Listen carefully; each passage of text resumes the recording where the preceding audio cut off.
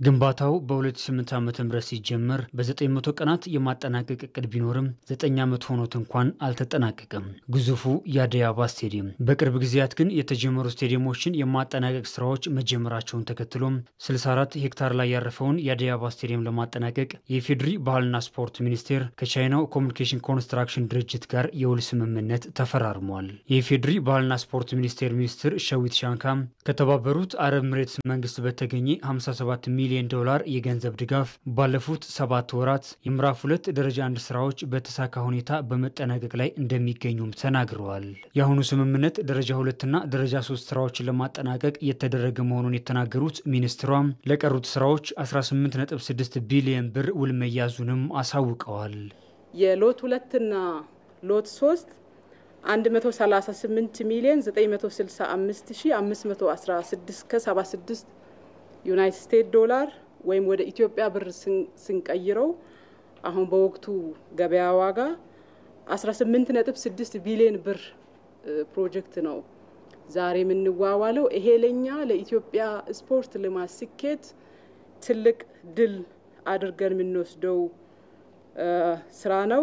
ግንባታው ዓለም አቀፍ ደረጃውን በጠበቀ ሁኔታ በመካሄድ ላይ እንደሚገኝም ሚኒስትሯ ጨምረው ተናግረዋል።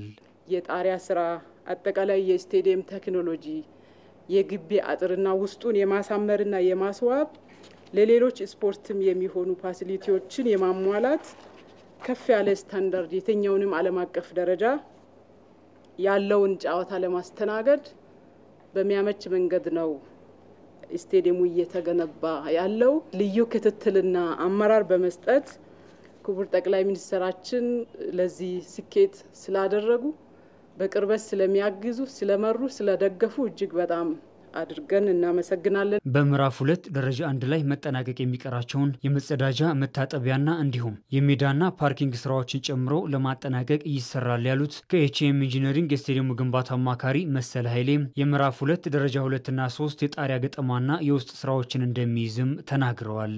ፌስ 2 ሎት 2 እና ሎት 3 ሁለት ናቸው። በተለያዩ ነው የተጠኑት። ሎት 3 ቀለል አድርጎና ጣሪያውን ነው የሚይዘው፣ ግን ትልቅ ውዱ አንዱ ጣሪያው ነው። ይሄ ጣሪያው በ70 ሚሊዮን ዶላሮች የሚገመት ነው።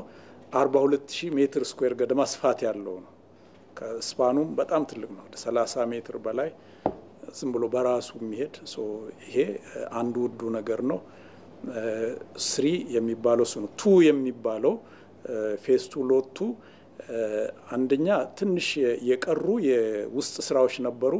ለምሳሌ ለእግር ኳስ በጣም ፈጥኖ ስለነበረ የአትሌቲክስ አንዳንድ ስቶር የመሳሰሉ ፋሲሊቲዎችና እነኚህ በሎት ውስጥ ይካተታሉ። አማካሪው የዓለም አቀፉ እግር ኳስ ፌዴሬሽኖች ማህበር ፊፋና የአፍሪካ እግር ኳስ ኮንፌዴሬሽን ካፍ አሁን ላይ የተጫዋቾች ምቾትና ቴክኖሎጂ ላይ ትኩረት የሚያደርጉ በመሆናቸው ከብዛት ይልቅ ሌሎች ጉዳዮች ላይ ለማተኮር 62000 የነበረው የመያዝ አቅም ወደ 60000 ዝቅ መደረጉንም አሳውቀዋል። ግንባታው ከ2 ዓመት ባነሰ ጊዜ እንደሚጠናቀቅም ይፋ አድርገዋል። አሁኑ የፊፋና የካፍ አካሄድ ሁለት ነገሮችን ኢንፈሳይዝ ያደርጋል። አንዱ የተጫዋቾች ሴፍቲ ትልቁ እሱም ቦታ ይሰጡታል እና የሚሄዱበት የሚወጡበት የሚገቡበት ከሰው ጋር አደጋ እንዳይደርስላቸው በታነል እንዲወጡ እና ነገር እንዳይወረወርባቸው እነኚህ ሁሉ ጥንቃቄዎችን ያሟላ ነው። ሁለተኛው ደግሞ ሚዲያ ነው። ትልቁ ገቢ ከተመልካች የበለጠ ወደ ሚዲያ ስለሆነ አሁን ካፍ የመቀመጫዎቹን ብዛት ካፍና ፊፋ የመቀመጫዎቹን ብዛት እየቀነሰ ወደ ሚዲያ ፋሲሊቲ ከፍተኛ የሚዲያ ኮንፈረንስ ሩሞች 300-200 ሰው የሚይዙ ሚክስድ ዞን የዳይሬክት ትራንስሚሽን እነኚህ ሁሉ ያጠቃልላል። ከዛ ሌላ የቴክኖሎጂ ጉዳዮች ናቸው ትልቅ ገንዘብ የሚይዙት። እስከ ባዮሜትሪክ አይዲ ኤአይ ቤዝድ ካሜራ ሆኖ አንድ ሰው የት ገባ የት ወጣ ቁጥሩ ላይ ቁጭ ብሏል ወይ አላለሞ ተደብቋል እንደዚህ ሁሉ ሊቆጣጠሩ የሚችሉ ቴክኖሎጂዎች ኤክስፔክት ይደረጋሉ።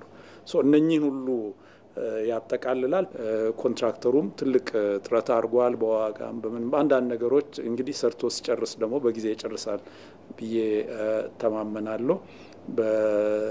ከ2 ዓመት ባነሰ ጊዜ ይጠናቀቃል።